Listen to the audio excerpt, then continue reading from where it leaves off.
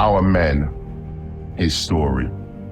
Our transformation, his glory. This is Disciple. Welcome to the Brotherhood. Hi, everyone, and welcome to the Discipled podcast. I'm your host, Matthew Dibler.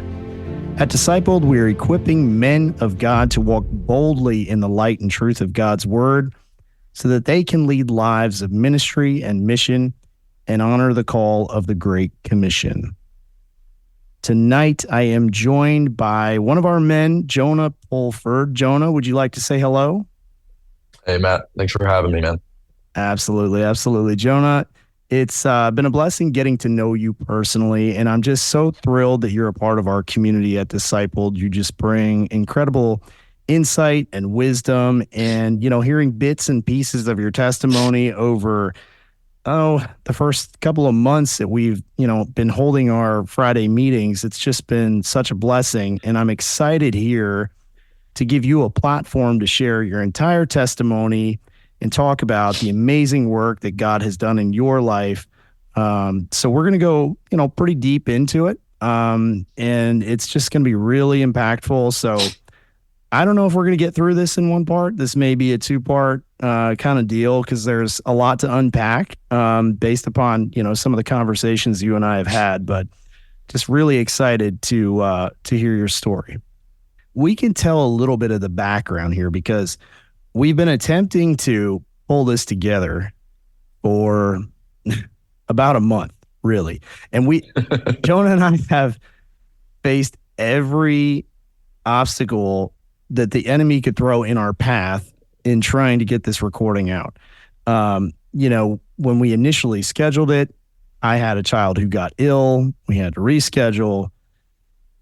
When we recorded the first time, Jonah actually shared his story, and something kind of remarkable came out of that. So through kind of the sharing of the testimony, the confession type of process, he had some really breakthrough kind of moments in clarity and revelation.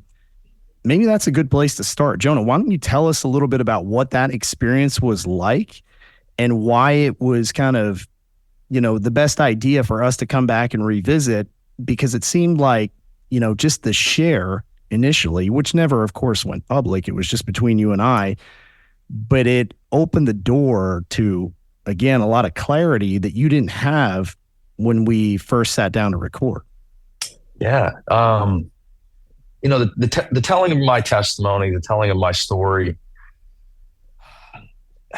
drawing attention to myself as a whole has always been something that I've struggled with in some weird ways, as far as having a tendency to try to glorify oneself. As you'll hear about, as part of my struggles throughout my life has been trying to kind of figure out the balance between self-glorification, self-gratification, and humility, especially in regards to certain things about my persona and kind of things God's blessed me with. It's been a delicate dance, to try and figure out a best way to stay engaged with the giftings that he's given me in order to glorify him, but also, dealing with pride and dealing with things that will put me at the forefront and try to make me the main character. So as I told my story, I've shared it in some other venues before, but never in a context of like my faith and kind of my story beginning to end in any relevant completion, especially with God.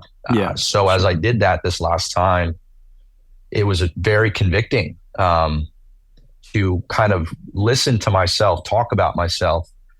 And as I did it, realize how much I've been focused on myself throughout my life and trying to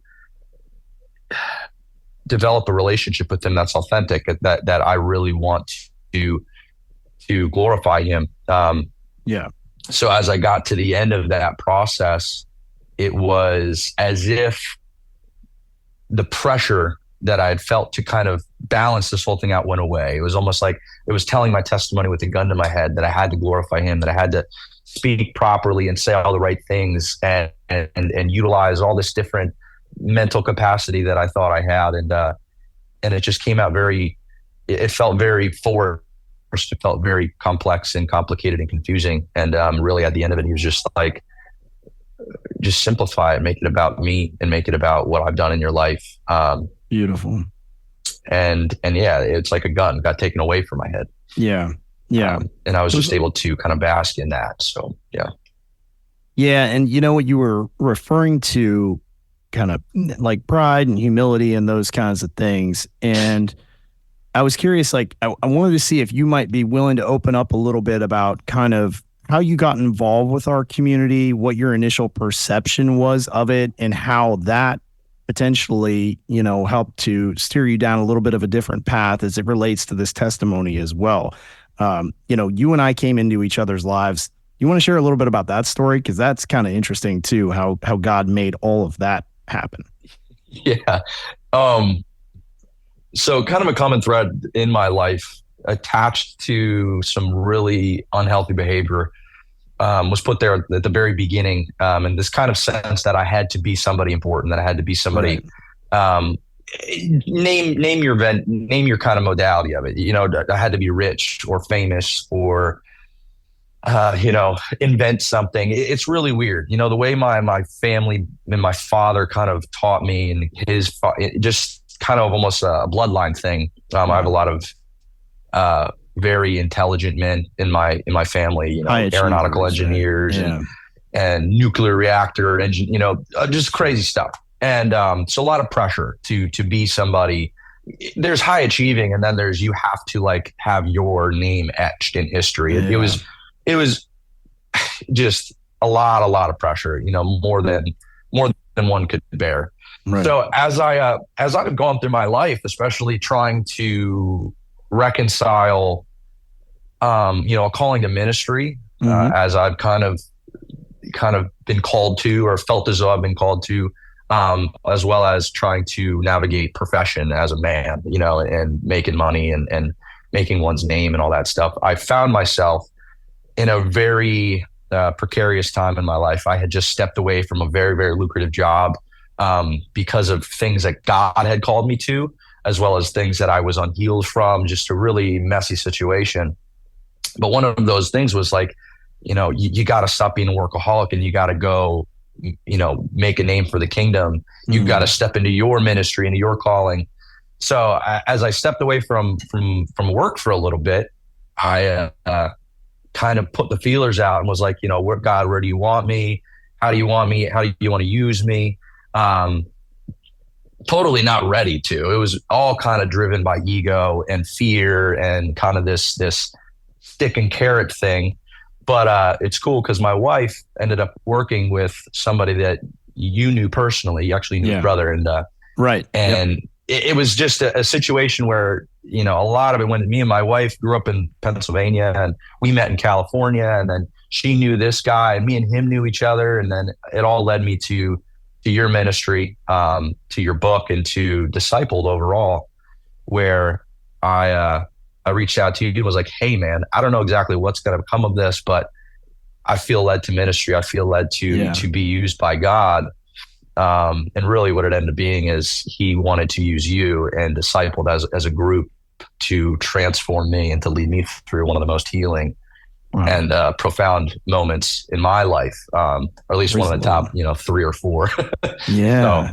No, it's incredible. Yeah. And for the listeners who don't know this, so Jonah is in Pennsylvania and I'm in Myrtle Beach, South Carolina. So, you know, the geography, the separation, but it was crazy because like Jonah mentioned, there was this tie through, and I grew up in a small town, like less than 5,000 people. And we just happened to have this like mutual connection that put us together, even though we've got this huge distance separating us, you know, today. So it's wild because Jonah knows like the same areas of the county that I grew up in and spent a lot of time in Pennsylvania. And so just to make that connection, it's an only God thing, right? And I've had it happen before too. We've got another gentleman in our community who will be a guest on this podcast at some point too. And his mother lives in like a suburb. If my small town were to have suburbs, she essentially lives in a suburb of my tiny little town in Pennsylvania. And it's just, it's wild, mind blowing, how God makes these connections. But I'm so thankful that you came into my life and that you decided to be a part of the community, and perhaps not knowing exactly how God was going to use you in that community, or, allow the community to get involved in your life and help shape and transform you. But it's been a beautiful process just to hear your story and watch this all unfold, really, because I have the privilege of, we sat together and did an interview the first time, and I got to hear you tell your story. And I remember like going into it, you mentioning like, hey, this is a bit of a mess, and you almost spoke it from that perspective. Not that it wasn't a really powerful, impactful story, but it was as though you didn't have peace with it yet, and by the time that you got through it, and had an opportunity to reflect and, felt that weight come off your shoulders, it was like God introduced all of this clarity and, tied all the pieces together for you. And now you see it through like a different light. That's the best way to put it. Yeah, I wasn't at peace with it. I wasn't at peace with, my life's been, I was dismantled at a very young age, and this has been a long process of God kind of reintegrating my soul back together. Fracturing of the soul is kind of the enemy's goal. One of his tactics to, separate your mind from your emotions, from your will, essentially. And this last little bit has been him, my Father in heaven, taking my heart and putting it back together. In the same way he did with my will and my mind and other aspects of my life. So yeah, man, that's a real good way of putting it. Thanks and fatherhood is going to be a key theme in this story and in a lot of the stories that you're going to hear on our podcast. And, discipled, we obviously are on a mission of discipleship. We're called to the Great Commission. We believe that starts inside of our homes, first and foremost. And it's really about identifying that relationship with the Father. And, part of like our discipled logo, if you take a look at it, the LED on the end of it with the crown all over top, the idea is that we're led by the King, right? And we can't lead until we are first led. So we get into that relationship with the Father, we have that intimacy, and then he equips us as we walk with him, as he leads us by example through the word and really through the power of the Holy Spirit. We become equipped to lead others, and that starts inside of our homes. So that's going to be a part of Jonah's story too. But let's kind of start back at the beginning and unpack the entire thing and kind of walk through like so what was your knowledge of God as a child, Jonah? Like, what did that look like? Did you have a relationship? Were you kind of the church-going family? And did you get to know him then, or were you distant from him from the time that you were little? Or what did that all look like for you? So, he was always there. My family was a church-going family, professing Christian, modern day evangelical kind of twist on things. We went to church every Sunday. When I was 6, it was really the first conversation I remember having, Jesus equaled heaven, not Jesus equaled hell, is more or less what I could kind of delineate at that point. Right. Instilled kind of that fear and, in kind of coordination with these other things that were going on in my, 5 to 7 year age group. It left me in that place where I was really, thinking deeply about God and kind of what all this meant. And, I got taught the, kids' Bible stories, Genesis, Exodus, stopped at Leviticus, talked about the 10 Commandments a little bit of David, Goliath. Yep. And stopped at about Samson, and then got into Jesus. And it was it was more just intellectual. Yeah. I really didn't get, my grandfather was a pastor actually. Wow. But it was still just all intellectual. I really tried to engage in kind of the actual, activities of it and practices and stuff. But for me, it just wasn't like something that I really was drawn to, that it just wasn't authentic. It wasn't real. It wasn't connecting to me yet. So I got a little, Oh, yeah, go ahead. No, I was just going to say, so, and I didn't mean to interrupt you, but No, what was shaping your identity in like those earlier stages of your life? You know, how would you describe kind of young Jonah? unfortunately, my identity was defined by a lack thereof. Nobody ever told me this is who you are. I was unfortunately, I can't remember at least being kind of guided towards you're a child of God and you're loved and you're valued and you're cherished and you were died for, and he had a desire to protect you and to go after you as this lost sheep, or even just to, come to me as a child. Yeah. These things were lost to me. Unfortunately, I went through, I'll preface this, there's going to be some pretty heavy stuff. Told my testimony a couple of times, and then I told it in some other areas, and some pretty heavy stuff. I'm going to kind of go through it, and it might come off a little callous, but I've processed a lot of it, a lot of tears, a lot of brokenness, but I don't want to get lost in it necessarily, because the solution to it is somebody I want to talk about what he did in my life. But Amen. So that being said, when I was between the ages of 5 to 7, I went through prolonged molestation. It was a confusing process for me. Saw things I shouldn't have seen, did things I shouldn't have done, was guided towards just practices that were not for children. It was, it's sanctified for marriage, and left me very confused, left me feeling very alone. It awakened a part of my soul that shouldn't have been awakened yet. Was this abuse from another, was it an adult, or was it? So it's and this is why it kind of went undealt with for a long time. It was actually child on child, which is one that isn't talked about a lot. There was a perpetrator probably somewhere down the line, and she stepped into my life and probably worked out her confusion and her angst and her, just that's the way the devil works. He defiles, and he just works his way and his tentacles into life as best he can. So, but it works in the same way, where there is a perpetrator and a victim, and there is shame and there's guilt, and there's, again, parts of things that are awakened that they're just not supposed to be, and they lead you down some pretty confusing and messed up paths. Yeah, because it's a hard thing when that happens to you as a child. I've got to imagine that it's a really difficult thing to bring to the attention of, a parent or another adult, and say, because it's like, people don't really want to hear that, and they think you're fabricating a story, or so.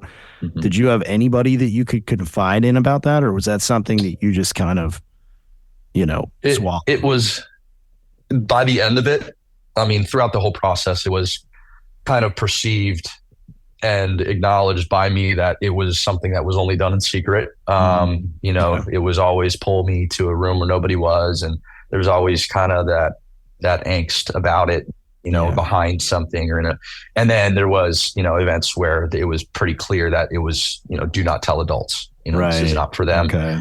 There was an age difference. So there was a little bit of a knowledge gap where she knew a little bit more of what was going on than me. And there was, it was pretty clear that I wasn't supposed to talk about it. So it became a secret and then a repressed, memory for upwards of 2 decades, unfortunately. Did you carry a lot of shame for that in working to conceal it? Like, did you feel guilt about being involved in that? Did guilt, you own it as your responsibility or anything like that? Because I know those are all really powerful negative emotions that the devil likes to kind of sow into us at an early age if he can, because it can derail our lives for decades, right? So I'd be curious, like, how he was getting involved in your story at that age, and like, what were the primary things that were, tugging at you? The way it kind of manifested, it kind of came in stages. Really, it didn't start to become a real negative. There were things I did in by myself to try to work out my confusion. Questions I had for myself, by myself, things that just stuff that created a lot of shame that I didn't really realize until later. Severely affected my relationship with girls at a young age, because my kind of spirit, my soul was awakened to these intimate, now oxytocin and these hormones that we know about as adults, but I was drawn to the opposite sex in a hypersexualized way. And I wanted to, act out in these ways, but I knew it was almost like God was working in my life to where I never passed on, to another person. Because unfortunately that's how it works a lot. I would have picked somebody to then act out my stuff on. Right. He never allowed that. The shame didn't really kick in until later on when I hit puberty, and that whole mechanism starts up, and pornography starts to get involved, right. And really even because really that started out for me as just curiosity and kind of the elaboration on something that started years prior. Mm-hmm. And the first time I was caught is really when that shame was instilled. It was never hey, let's talk about what this is. Let's talk about the proper places and parts and things in that nature. That was a unfortunate a dropped ball, I guess you could say, on my father's end, where there was an opportunity for growth and connection and guidance. Instead, it was an instilled place of shame, which unfortunately sounds like a pretty repetitive thing amongst a lot of men that I've talked to about it, And of course, this trance just kept going and going and going into my relationships, my sexual relationships, and then, kind of headed up to where God met, placed me with my eventual wife and started undoing all the mess. Yeah, so, right. Exactly. Exactly. Yeah. So what else? So moving on from that, I mean, what kind of did life look like for you as you got into early adolescence, and like what were your passions? What kinds of things were you involved with? Like what was shaping your identity at that point in time? So other than that, and again, like that wasn't something I overtly held on to. I was like, wow, this is such a big part of my life. It was something that happened. And then kind of three other things really drove me moving forward. Two good, one bad. I developed a real passion for sports. I really loved just anything athletic. I took to baseball ended up being my true passion. I got that, kind of took that farther into my life. When it's a weird one in second grade, I went through a bunch of testing. I'm not sure what transpired and why they put me through it, but I was kind of put in that path of the quote unquote, the gifted kids, high IQ testing. And they moved me from second to third grade, and they started treating me differently. I got poked and probed a lot and asked a lot of weird questions, and kids at school started treating me differently in good and bad ways. But then it also, again, two goods, one bad. Unfortunately, my family life, it was the best way to put it is very lonely. I was very afraid. There was just so many mechanisms the devil put in my way to isolate me and make me feel like nobody loved me, nobody cared for me. I was forgettable, and I was somebody that wasn't worth really investing into in a way that built me up. There was a lot of hypercritical, some intimidating factor. It's just a lot going on that made me feel as though I was very, very, very alone. I didn't have any brothers. My dad was very, very involved with work. He was ex-military, type A, kind of, I'm not alone in that, I'm sure.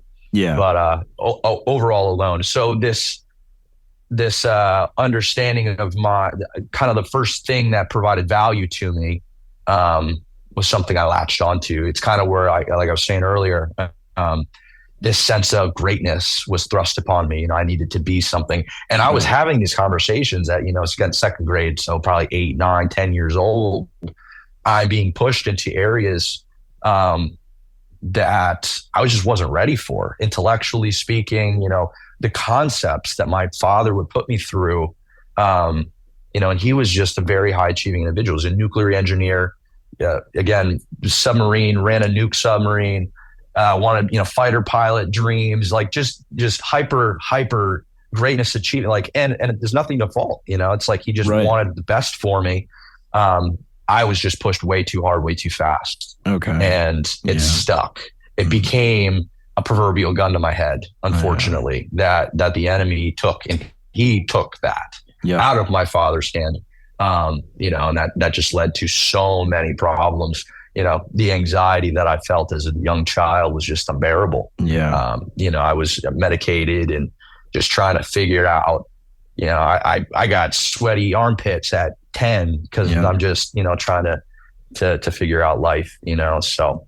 How did that overall, translate? Because you had such a passion for sports.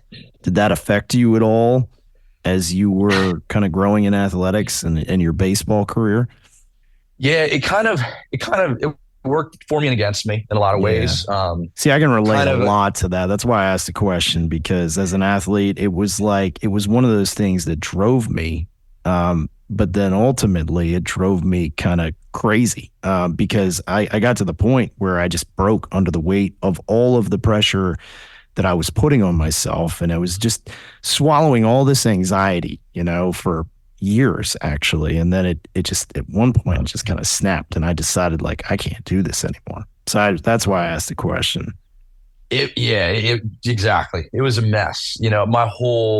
Everything was performance based. So, this triangle of achievement, try to, women and girls aside, and kind of my other little recreational hobbies and stuff. It was like sports, academics, and then, it was my dream to be in the military, and to eventually, I'll talk about that a little bit later. But yeah, my performance base, it was like I was hot or cold. I was I was all over the map. If I was in the slot and if I was loose and, having fun and really in touch with my passion and what I was doing, I was one of the good ones, you know. But you put me in certain situations where, in some cases the game's on the line, bottom of the ninth, 2 outs, all this stuff.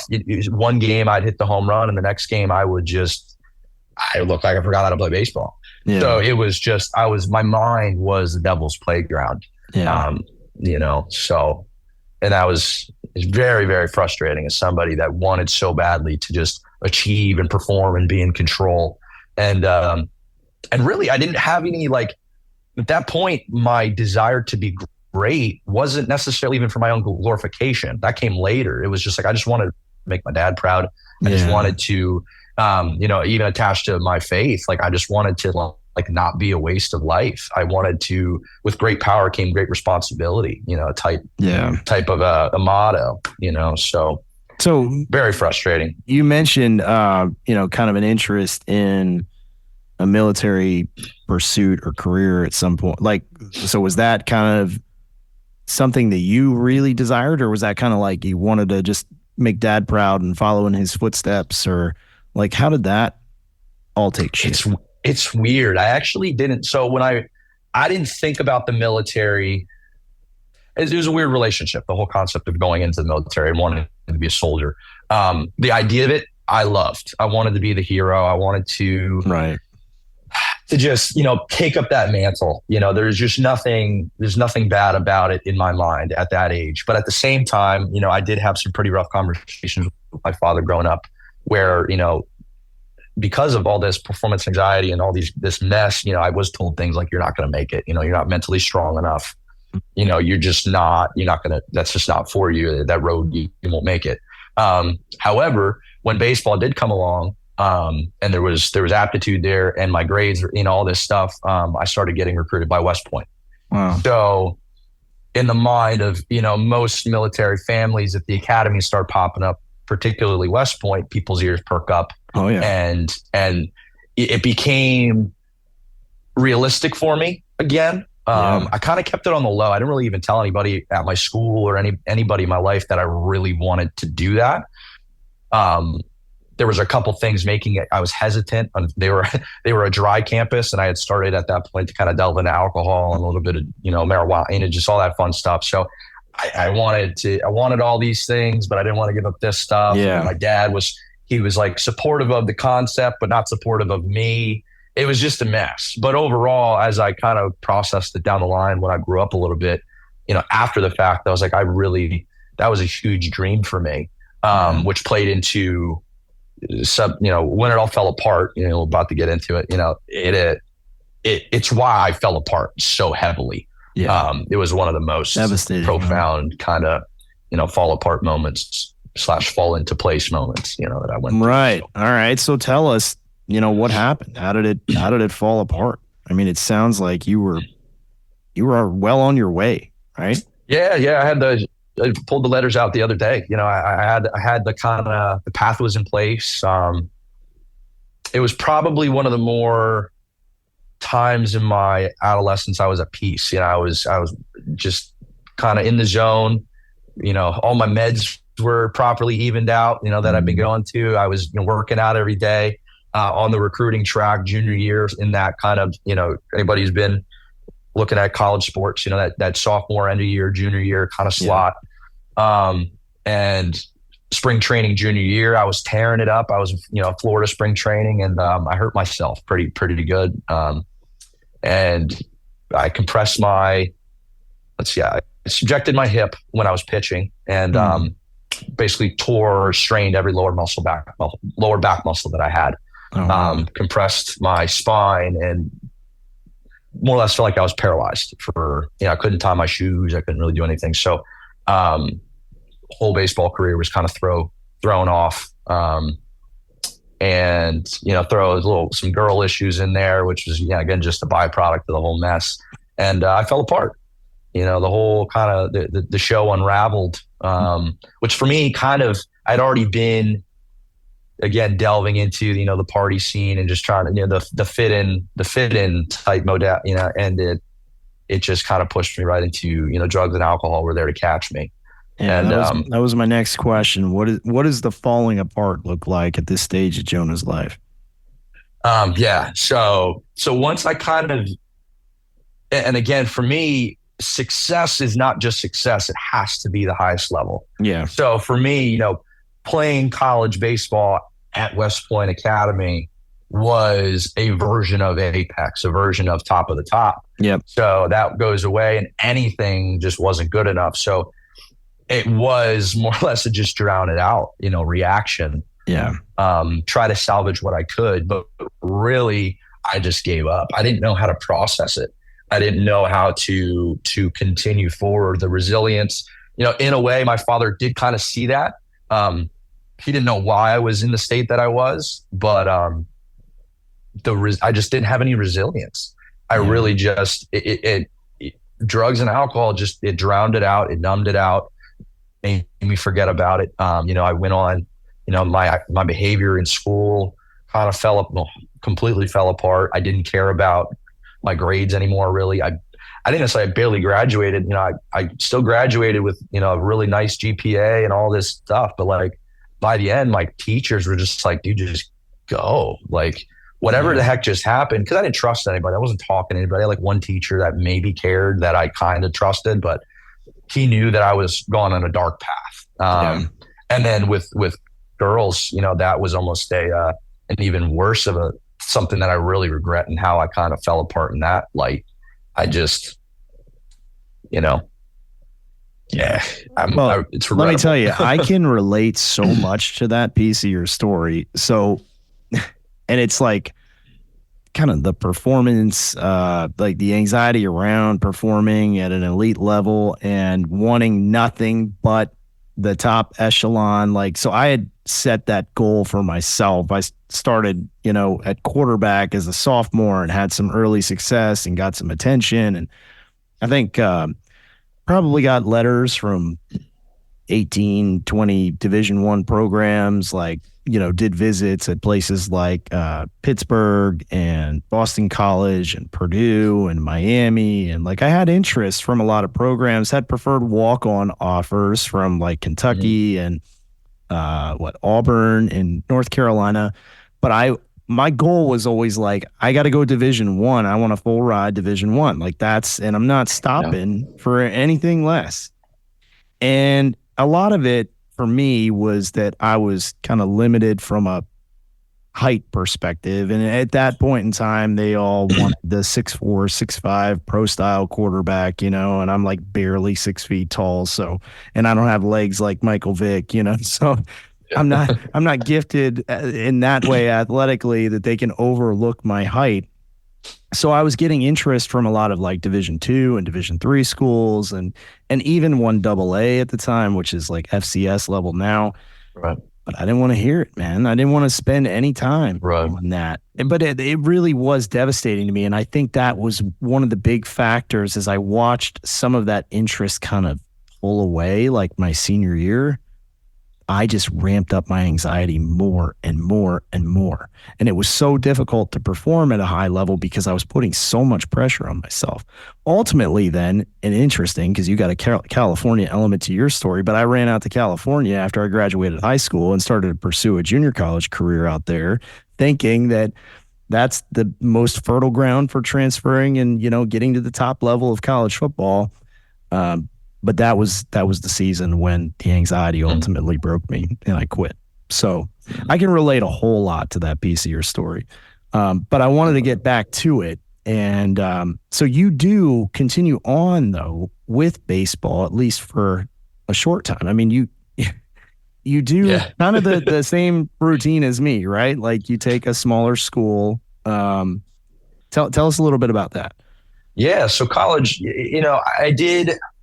There was a God concept, a factor in here a little bit too. Yeah. There was a sense of renewal up until the point where kind of the dream was taken away. Yeah, I did delve into drugs and alcohol, but there was always God has never been one to stray away from me, even though I've been in some pretty deep, dark holes. Yep. So I'll doing the dark deeds, but he's still in my corner and he's still in my ear saying like, there's still something here for you, man. There's still something I have in store for you. You're like, I'm here. Yeah. So, I picked a school. It was an NAIA school, kind of a JUCO, concept, right outside of Chicago, which for me, a big thing about college and growing up, I really wanted to move. I wanted to go far away. So similar to me. I wanted to go as far away as I could, man. Get out of that small little rural town in Pennsylvania. Like what's the West Coast all about? Let me go find out. Yeah. Everyone always said, "Oh, you're built for the West Coast," and I was like, maybe. But at that time, there was the opportunity to go to Chicago. Big city. Big city, and it was just it scratched that itch. I was totally running. It wasn't like I was, But same. Yep. Same. So I go there. With some scholarship money and some other stuff. And took it as a sign, like it was a private Christian school, believe it or not. And I kind of took it as a sign. My father was very kind of accepting of it. I didn't really think I thought he was feeling the same way as me in regards to it was let down. It was just consolation. Yeah. He was very happy, with the choice and kind of where everything was headed. However, I just wasn't ready. It kind of exposed a lot. It exposed how it's not like my faith was lacking. I just didn't really, it wasn't mine yet. Yeah. I had a lot of information. I had a lot of foundation, but again, I hadn't grasped it. I hadn't claimed it for myself. As well as exposed how much I hadn't personally developed because I had put so much time and effort into baseball. There were certain kind of principles that I had instilled, but really just the basics, like how to take care of myself. I wasn't a big, doing my laundry and packing my lunch. Like I just didn't, I was a boy, I was still a little boy. Yeah. So, that was exposed. And then overall, the stress got to me, the shame, the guilt, just the demons that I brought with me, were loud. And, when my head gets loud, I like to turn it off with drugs and alcohol. So, that led me back to the same place. Ended up walking away from baseball because it got in the way, it just wasn't adding anything more to my life. And the passion had gone away, and unfortunately when your skill set doesn't continue, everybody's good in college. I don't care what level you're at. That's right. You just, if you don't get good and get better and keep those work ethics in place, you're just going to fall by the wayside and you're just going to be another guy. So, and I didn't like being just another guy. So I walked away. Right. Unfortunately, I lasted less than 2 semesters and was kicked out. Unceremoniously. Was it related? Yeah. Okay. Did you come back home then? You came back to Pennsylvania? I came back home. And that's when kind of there was signs, like people knew my life was falling apart just from a distance, unfortunately. So I came back home. And it was kind of all hands on deck. My parents did have a plan. They wanted me to go to, a drug rehab program and kind of behavior modification. Most people probably know it was Teen Challenge. So I went from kind of like, from on like inside of 2 years, I went from like golden boy, this, that, and the other to go to 18-month Teen Challenge program and like salvage what's left. And it was like, an 18-month program. Wow. At that time, yeah, it was back when it was still an 18-month program. I think it's a little bit shorter now, but they caught me on a good day. I had been on, amphetamine, like Adderalls and the ADHD drugs of the world. So if anybody's been on those, you're feeling pretty good. More agreeable in the midst state. Yeah, it was a little agreeable. So I said yes. Overall, that program in itself was touch and go. A couple good lessons. It was kind of my first real experience with being in the world of men. I say that, I went from really my only experience was just guys my own age dealing with kind of the same problems, even in college, just a bunch of little boys running around playing big boys, to where, my first roommate had just done an 18-month bid and had tattoos and his, had shaved head and, grow up fast. Yeah.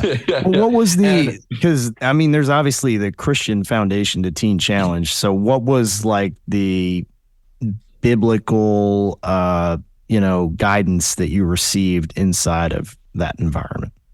Yeah. So this part was pretty cool. It was a pivot point in regards to, it was the first time I had really, really spent time. First off, it was the first time in probably 4 or 5 years that I was sober for more than, I was there for total 90 days. I hadn't been clean and sober in any capacity.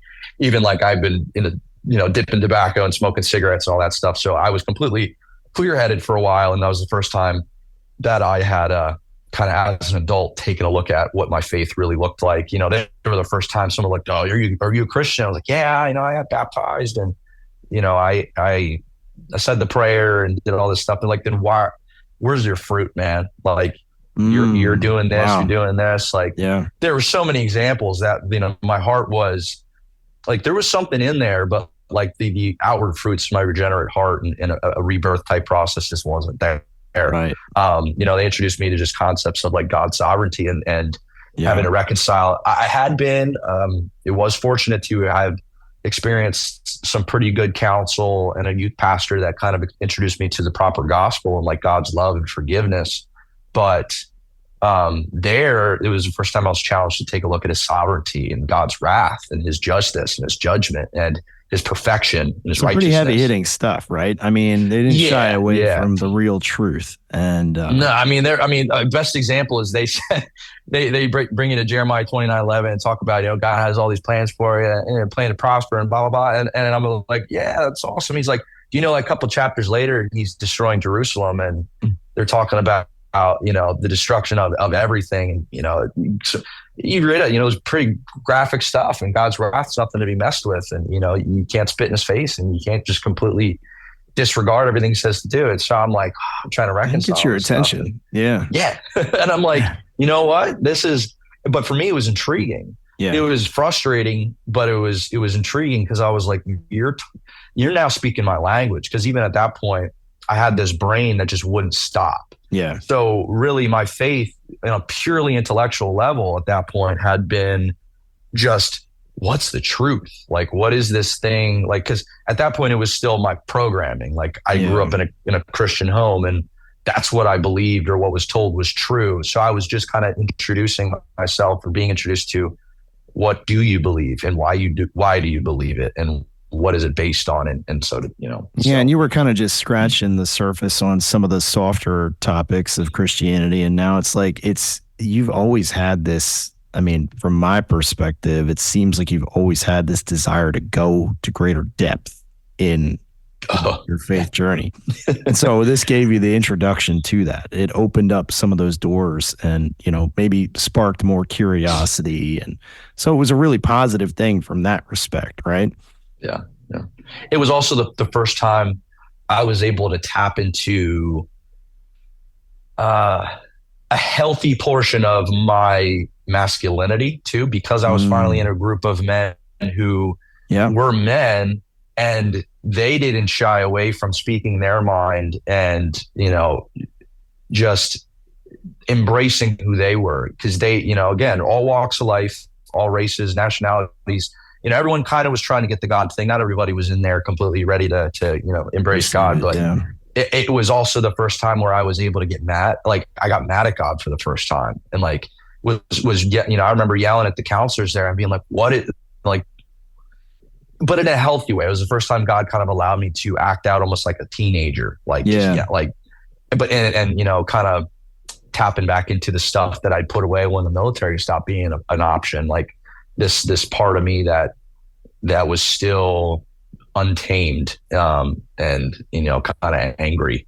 And so it was like both God drawing me into that, preparing to deal with it, but I had some more research to do as I moved forward from that process. Yeah, right. So you mentioned that it's an 18-month program, but that you were only there for 90 days. So what transpired that you left the program, and maybe take us through life after leaving Teen Challenge?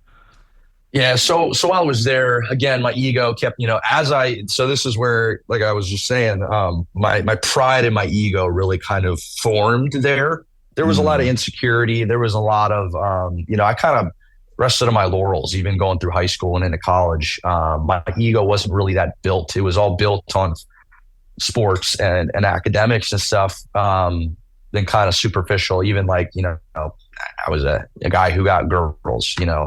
And even that was I was a fool. But in Teen Challenge, it was the first time I really got like lifting weights and putting on a lot of weight and kind of embracing that side of me. And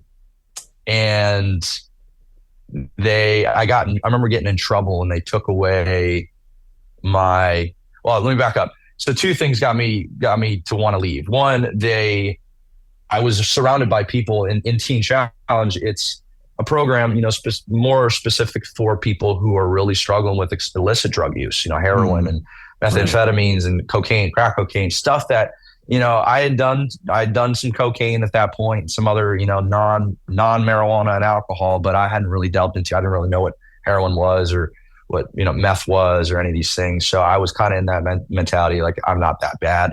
That was kind of square one. And then, when I got into really kind of pumping the testosterone, I started getting really like ragey and angry. And, I remember getting in trouble. And one of my punishments there was they took my gym time away. So I kind of, in teenager fashion, like gotten all ticked off and, I'll show you. And ended up just walking away. And one of the last things I told them is like, I'm not as bad as these people. I'm never going to be doing heroin or meth or any of this stuff. And, screw you, blah, blah, blah. And I'm out. So I hopped on a bus and went home with, renewed resolve and, kind of played it off like I was a changed man. And I had grown, I'd grown a significant amount in some areas, but nothing that needed to be healed or changed or confronted or repented of was really dealt with. Right. I just came out a little bit more grown up and wiser, but also kind of facing this next demon that was there. Yeah. So, I remember I came home, certain parts of it was still a kind of a fractured family situation. My oldest sister graciously took me in. I treated her. I just took advantage of the situation. Her and her husband treated me very kindly. And I, within a week, was smoking weed again because I was just, there's so much undealt with stuff in my area, from life experiences, memories, relationships, there you go, there you are type stuff. And within a couple of weeks, I had completely destroyed that relationship and more or less ran away from her home without a thank you, without anything. And still to this day is something I'm ashamed of and, continue to seek forgiveness for and reconciliation.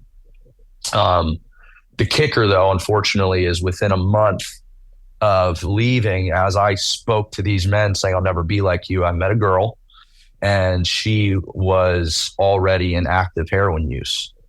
So as I, with ego and toll, that's how the enemy got through to me. I can see where this is headed.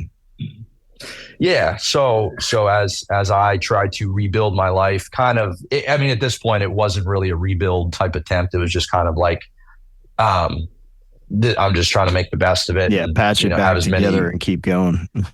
Yeah, and it's really just let me just feel as good as I can for as long as I can. I don't even know where I'm headed at this point. My prospects of jobs was washing dishes at the local bar and delivering pizzas and doing that type of thing, and smoking cigarettes and smoking weed and meeting with the girlfriend and goofing off and messing around and just kind of not taking life seriously anymore.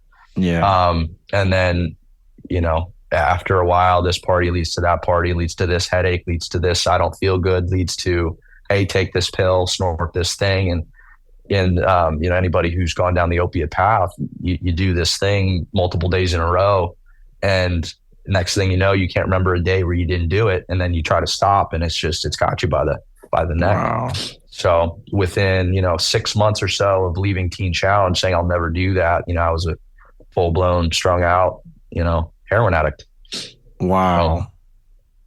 Yeah.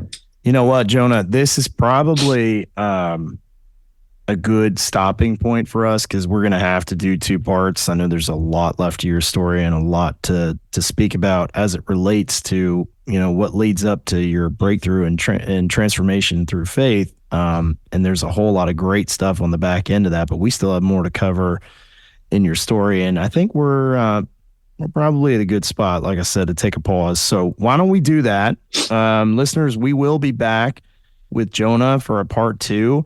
There's a lot of pretty impactful stuff here to unpack in the second half. So I hope that you'll consider coming back and hearing the rest of his story because it gets, pretty intense, but then it gets really good intense at the back end of it too. So praise the Lord. So we'll be back with you soon on the Disciple Podcast. It's been Matt Deibler and Jonah Pulford, and we'll be speaking to you soon. Take care.